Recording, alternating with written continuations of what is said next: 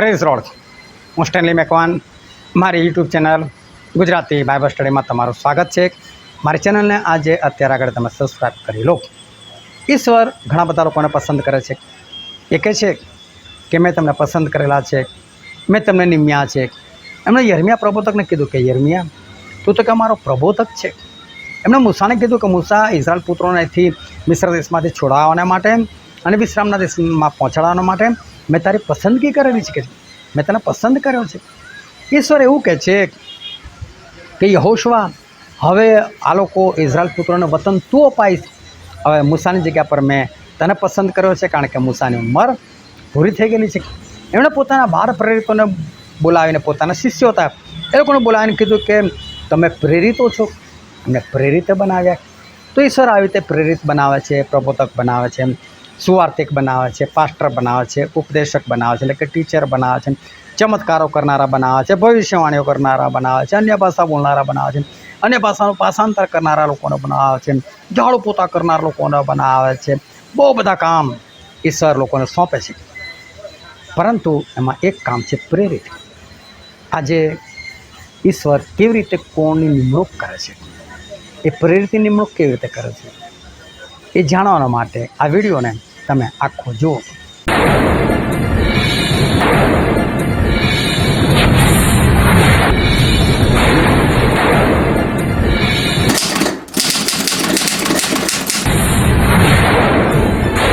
છેલ્લા અઠવાડિયાથી આપણે પ્રાર્થનામાં છે, વચનમાં છે, ફક્ત પવિત્ર આત્મા માટે. અને બની શકે કદાચ આ તક હવે જિંદગીમાં કદી કોઈને ના મળે. એના માટે બહેતર છે કે આપણે પવિત્ર આત્માના આપણે તલબગાર, તરસ્યા બનીએ. કારણ કે ભૂખ અને તરસ વગર કશું થતું નથી.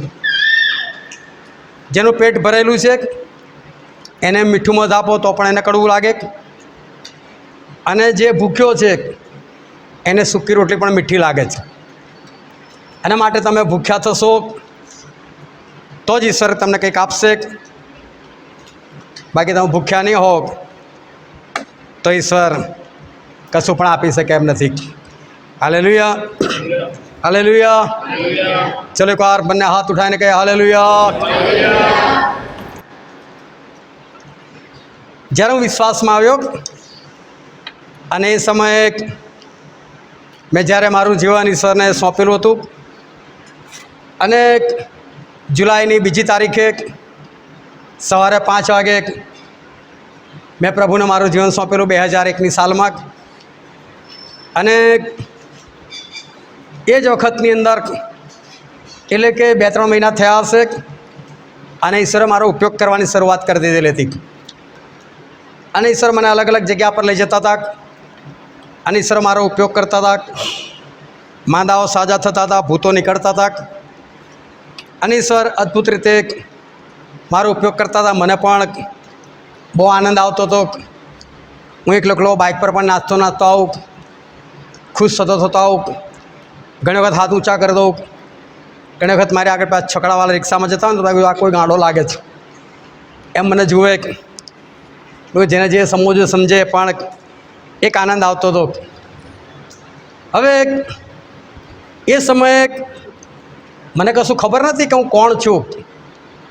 હું કોણ છું એટલે કે ઈશ્વરમાં કોણ છું. કારણ કે ઈશ્વર એમના લોકોને પસંદ કરે છે.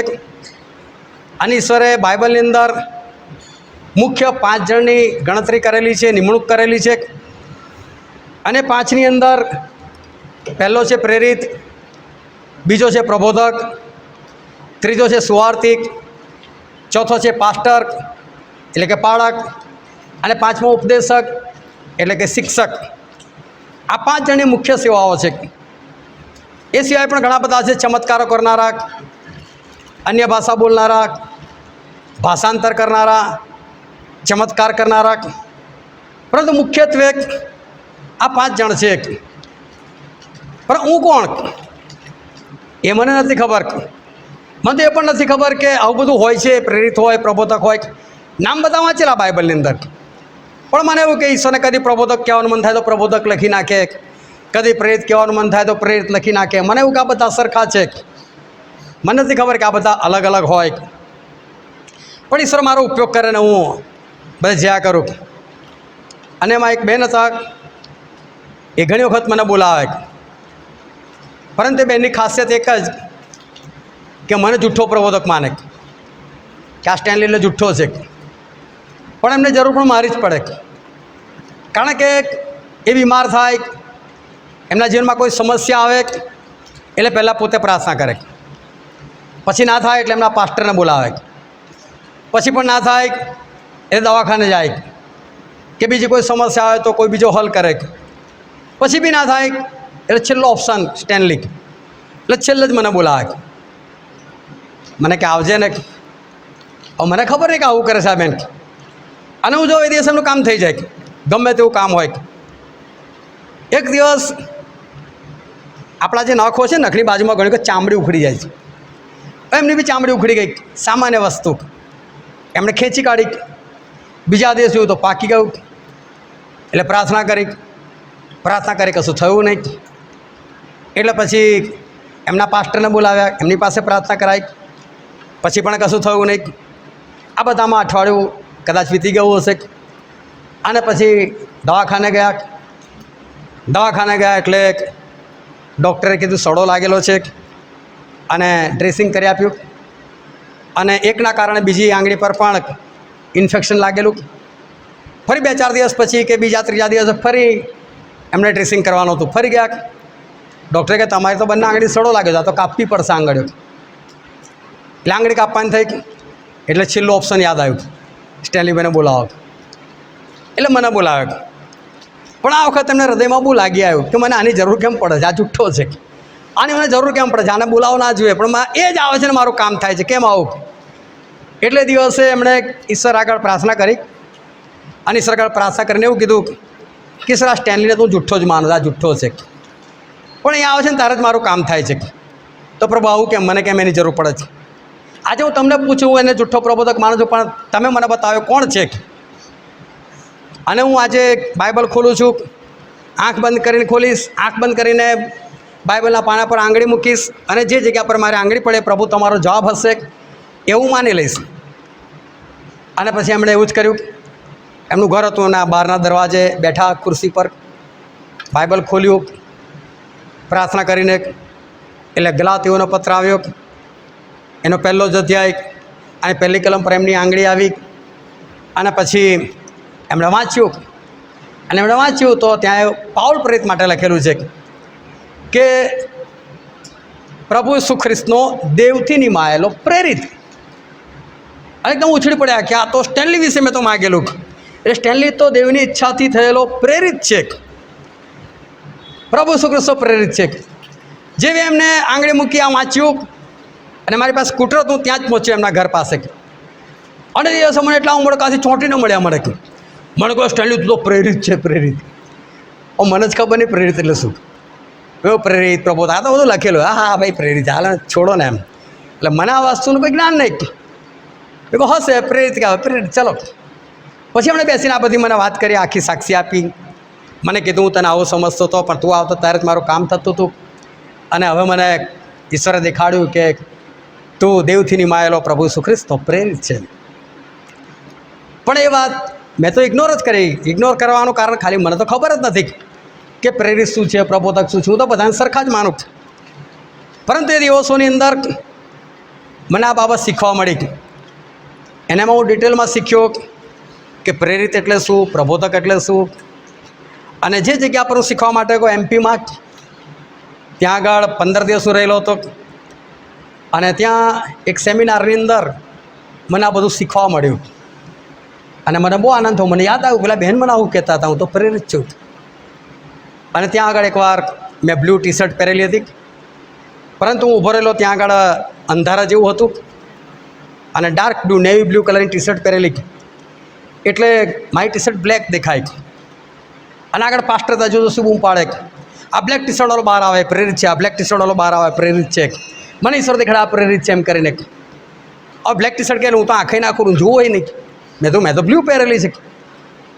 પછી સતત બોલ્યા કરે. પછી મારી બાજુવાળાનું કોઈ ધ્યાન ગયું હશે એટલે એણે મને હાથ માર્યો. મેં કે તને બોલાવા જ કે પેલા ભાઈને બી બહાર એમ. પછી હું ગયો, મારો અભિષેક થયો. 3 વખત મારો અભિષેક કરવામાં આવ્યો પ્રેરિત તરીકે. પછી મેં મારું પાછું જીવન તપાસ્યું અને ઈશ્વર મને અનાયાસે એક પ્રેરિત તરીકે જ મારો ઉપયોગ કરી રહેલા હતા. અનાયાસે પ્રેરિત તરીકે જ ઉપયોગ થઈ રહેલો હતો. પરંતુ મને ખબર નથી કે હું પ્રેરિત છું અને પ્રેરિત એટલે શું. પરંતુ આનું કન્ફર્મેશન છે કે એમપીમાં, વડોદરાની અંદર, આણંદ જિલ્લાની અંદર આ મને કન્ફર્મેશન એ મળ્યું. અને બાઇબલ કહે છે કે આ 5 જણામાં જે પ્રથમ છે એ પ્રેરિત છે. બધાનું કામ અલગ અલગ છે. પરંતુ ઘણી વખત તમે જોજો અત્યારે એક ફેશન નીકળી આત્મિક પિતા. એટલે ઘણા બધા લોકો આ મારો આત્મિક પિતા છે, આ મારો આત્મિક પિતા છે. પિતા કોને કહેવાય? કે જે જન્મ આપે છે, જેનાથી જન્મ થાય છે પિતા. અને બાઇબલ એવું કહે છે કે તમે અપરાધોમાં તથા પાપોમાં મોયેલા હતા ત્યારે તેણે એટલે કે દેવે તમને સજીવન કર્યા. પણ સજીવન કઈ રીતે થવાય છે? સજીવન થવાય છે પવિત્ર આત્માથી. એટલે જ્યારે કોઈક વ્યક્તિની અંદર પવિત્ર આત્મા આવે છે ત્યારે એ વ્યક્તિ જીવતો થાય છે ઈશ્વરની દૃષ્ટિમાં. પછી ભલે એને ખાતો પીતો હોય, શ્વાસ લેતો હોય, હરતો ફરતો હોય, પરંતુ પાપમય જીવન એટલે એ મરેલો કહેવાય. પરંતુ જ્યારે એની અંદર દેવનો આત્મા આવે, પવિત્ર આત્મા આવે ત્યારે જીવતો થાય છે. પરંતુ દેવનો આત્મા એટલે કે પવિત્ર આત્મા એ આવે છે ક્યારેક.